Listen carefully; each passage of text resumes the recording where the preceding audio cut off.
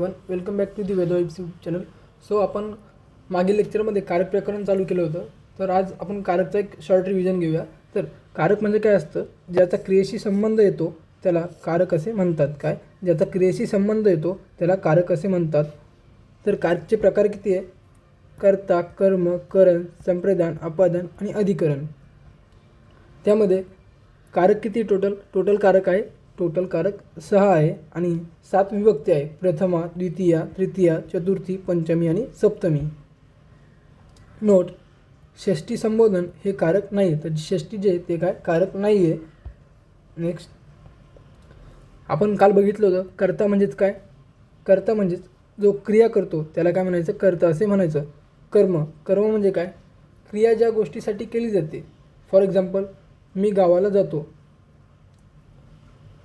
तर मी काय झालं, यामध्ये कर्ता झाला, गावाला काय झालं, कर्म झालं आणि जातो हे काय क्रियापद आहे. नेक्स्ट आहे करण.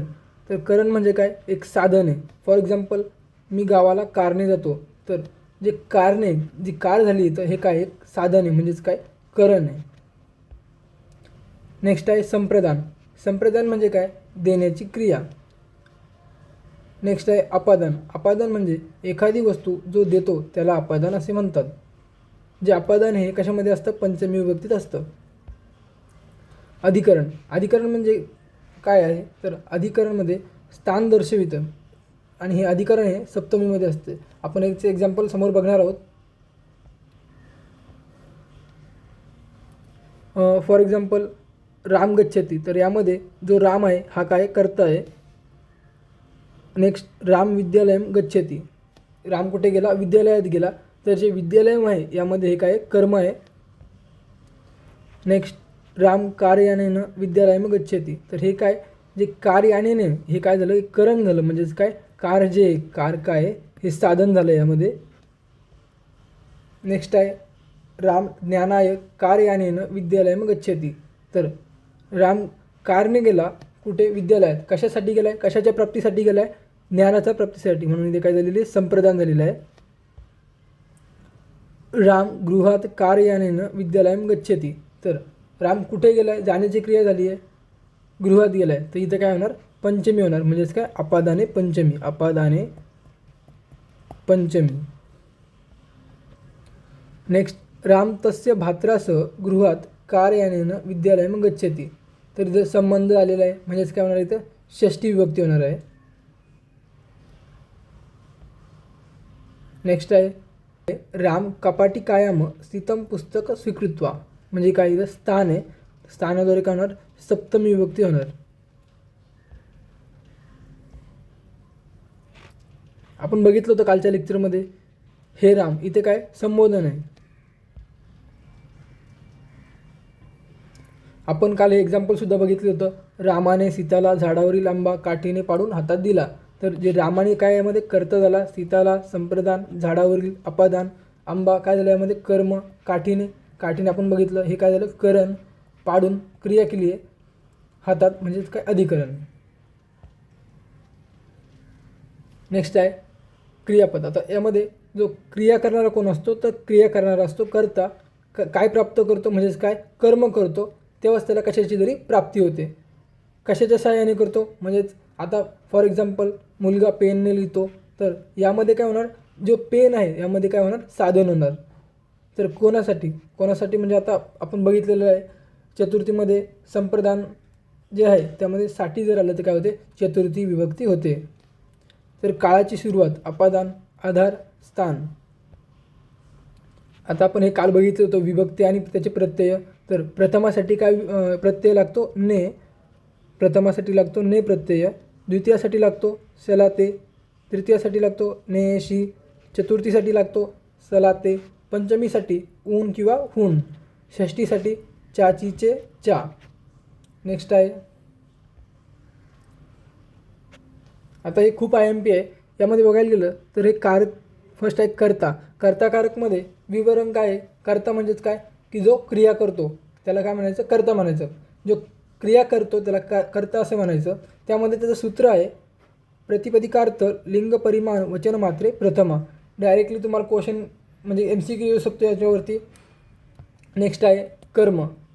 जर कर्ममध्ये काय क्रियेचे कर्म, त्याचं सूत्र काय आहे कर्तुरी इप्सिततम कर्म कर्मणी द्वितीया. नेक्स्ट आहे करणकारक. त्यामध्ये क्रियेमध्ये अत्यंत सहाय्यक जे असतं ते काय आहे करण. आत्ताच आपण बघितलं एक्झाम्पल याचं. त्याचं सूत्र आहे साधकतम करणम कर्तुकरणयोस तृतीया. नेक्स्ट आहे संप्रदान. संप्रदानमध्ये काय ज्याच्यासाठी क्रिया केली जाते त्यात काय संप्रदान. सूत्र काय याचं कर्मणा या यम अभिप्रेती स संप्रदानम चतुर्थी संप्रदाने. नेक्स्ट आहे अपादान. अपादानमध्ये काय ज्याच्यापासून दूर होण्याची क्रिया होते. त्याचं सूत्र आहे ध्रुवम पाय अपादानम अपादाने पंचमी. डायरेक्ट तुम्हाला इथं MCQ येऊ शकतो काय अपादाने. अपादाने तुम्हाला देणार आणि समोर फिल इन द ब्लँक्स असणार. तर अपादानेच्या जागी काय येणार पंचमी असं येणार. नेक्स्ट आहे अधिकरण. अधिकरण म्हणजे काय जेथे क्रिया संपन्न होते. त्यामध्ये त्याचं सूत्र आहे अधोरा अधिकरण सप्तमे अधिकरणेचं. डायरेक्ट तुम्हाला असं विचारलं जाणार तिथं MCQमध्ये अधोरा अधिकरण आणि त्याच्यासमोर असणार फिल इन द ब्लँक्स. तर त्याचा आन्सर काय असणार सप्तमे अधिकरणेचं.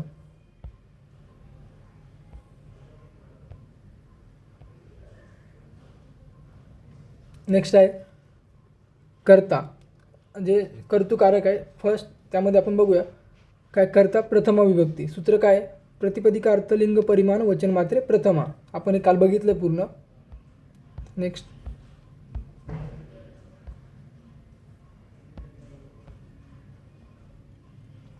तर कर्मकारकचं जे सूत्र आहे सूत्र काय कर्तुरीप्सिततम कर्म कर्मणी द्वितीया. काय सूत्र कर्तुरीप्सिततम कर्म कर्मणी द्वितीया. तर त्याचा रूल काय अकथित असेल. समजा आपण बघूया रूल नंबर फर्स्ट. त्यामध्ये काय अकथितच. तर बघूया पुढे काय त्याच्यात. तर दुह म्हणजेच काय दूध काढणे. दुह म्हणजेच काय दूध काढणे किंवा याच म्हणजेच काय मागणे. पच पच म्हणजे शिजवणे. रुद म्हणजे अडवणे. प्रच्छ म्हणजे विचारणे. ची म्हणजे निवडणे. शास म्हणजे शासन करणे. जी म्हणजे जिंकणे घुसळणे. मूष चोरणे. नी घेऊन जाणे. हरण करणे. कृष म्हणजे काय ओढणे किंवा वाहून नेणे. जिथे या 16 विभक्तीचा प्रयोग केला जातो तिथे काय होणार द्वितीय विभक्ती होणार.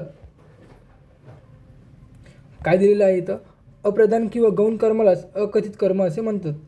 संप्रदान अपदान अधिकरण इत्यादी कारकांची जेथे अविवक्षा होत असते तेथे त्यांना कर्मसंज्ञा प्राप्त होते. त्यांना काय होते कर्मसंज्ञा प्राप्त होते आणि कर्मामध्ये द्वितीय विभक्ती होते. तर दुसरा नियम काय यामध्ये काय आधी उपसर्गाच्या पूर्वी शीड स्त्या आस. शीड म्हणजे काय झोपणे. स्त्या म्हणजे काय राहणे. आस म्हणजे काय बसणे. हे धातू जेव्हा येतात तेव्हा काय होणार द्वितीय विभक्ती होणार. तर यामध्ये काय आपण एक्झाम्पल बघूया समोर. तर द्वितीय विभक्तीमध्येच नियम तिसरा आहे. त्यामध्ये अभित. अभित म्हणजेच काय दोन्ही बाजूला. परित म्हणजे चारही बाजूला. समया म्हणजे काय जवळ. हा धिक्कार किंवा संकट आल्यावर. प्रति म्हणजे च्यावर. जर हे शब्द आले म्हणजे यांच्या योगामध्ये काय होती द्वितीय विभक्ती होते. फॉर एक्झाम्पल विष्णू समुद्रम अधिष्यते. तर काय आलेलं आहे इथं उपसर्ग आलेला आहे आणि त्यानंतर अधिष्यते असं हे आलेलं आहे. तर इथे काय होणार विष्णू समुद्रात झोपतो म्हणजेच काय विष्णू समुद्रम अधिष्यते. अधिष्यते शब्द आला आहे म्हणजे इथे काय होणार द्वितीय विभक्ती होणार. द्वितीय विभक्ती. नेक्स्ट एक्झाम्पल आहे नदीम अभित वृक्षा संती. काय नदीच्या दोन्ही बाजूला झाडे आहेत. काय आलेलं आहे इथं अभिता शब्द आलेला आहे. याच्या योग्य काय होणार द्वितीय विभक्ती होणार. द्वितीय विभक्ती होणार.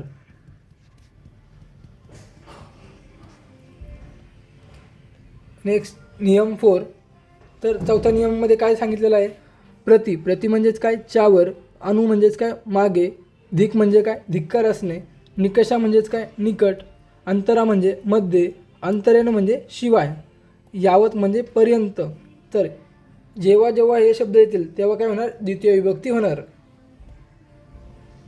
तर यामध्ये नियम 5वा सांगितलेला आहे. तर यामध्ये काय सांगितलं आहे उप अनु अधि आड उपसर्गपूर्वक वस धातूच्या आधारास कर्मसंज्ञा होते. कर्माची काय होते द्वितीय विभक्ती होते. तर इथे काय होणार द्वितीय विभक्ती होणार. फॉर एक्झाम्पल काय गोपाळनगरम उपवसती, तर इथे काय गोपाळनगरात राहतो, तर इथे काय झालेली आहे द्वितीय विभक्ती झालेली आहे, द्वितीय विभक्ती झालेली आहे. तर नेक्स्ट लेक्चरला आपण बघणार आहोत करणकारक.